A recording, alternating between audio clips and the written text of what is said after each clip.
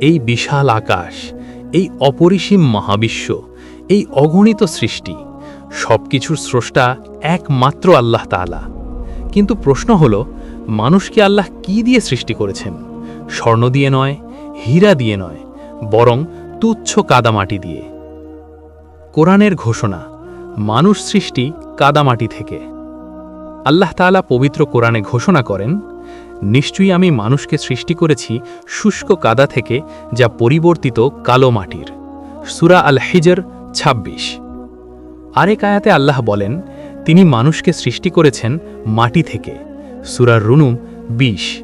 এবং আরও বলেন, তিনি মানুষকে সৃষ্টি করেছেন কাদার ন্যায় শুষ্ক মাটি থেকে। সূরা আর রহমান ১৪। এই আয়াতগুলো আমাদের জানিয়ে দেয়, মানুষের শুরু মাটির সাথে আর শেষও মাটির দিকেই। আদম আলাইহিসসালাম, প্রথম মানুষ, প্রথম সৃষ্টি। আল্লাহ তাআলা যখন মানুষ সৃষ্টি করার ইচ্ছা করলেন, তিনি ফেরেশতাদের উদ্দেশ্যে বললেন, নিশ্চয়ই আমি পৃথিবীতে একজন প্রতিনিধি বা খলিফা সৃষ্টি করতে যাচ্ছি। সূরা আল বাকারা ৩০। তারপর আল্লাহ নিজ হাতে সৃষ্টি করলেন আদম আলাইহিসসালামকে। রাসূলুল্লাহ সাল্লাল্লাহু আলাইহি ওয়াসাল্লাম বলেছেন, আল্লাহ আদমকে সৃষ্টি করেছেন তার নিজ হাতে। সহিহ মুসলিম ২৬৫৫ নম্বর হাদিস। কি সম্মান, পুরো মানব জাতির জন্য কি গৌরব!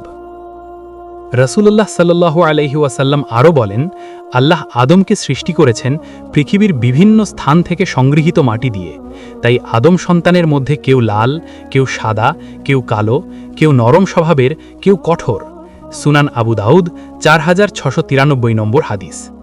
এই কারণেই মানুষের রং ভিন্ন, চরিত্র ভিন্ন, মনোভাব ভিন্ন, কিন্তু সবাই একই উৎস থেকে, কাদামাটি। রূহ প্রবেশ, মাটি থেকে জীবন্ত মানুষ। আদম আলাইহিসসালাম ছিলেন কেবল একটি নিথর দেহ, যতক্ষণ না আল্লাহ তার মধ্যে রূহ ফুঁকে দিলেন। আল্লাহ বলেন, অতপর যখন আমি তাকে সঠিকভাবে গঠন করলাম এবং তার মধ্যে আমার পক্ষ থেকে রূহ ফুঁকে দিলাম। সূরা আল হিজর ২৯।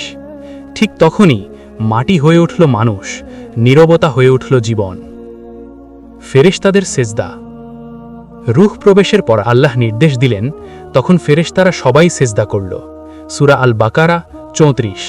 শুধু ইবলিস অস্বীকার করল। সে অহংকার করে বলল, আমি তাকে সেজদা করব না, আপনি তাকে সৃষ্টি করেছেন মাটি থেকে আর আমাকে আগুন থেকে। সূরা আল আরাফ ১২। এই অহংকারই তাকে চিরতরে ধ্বংস করে দিল।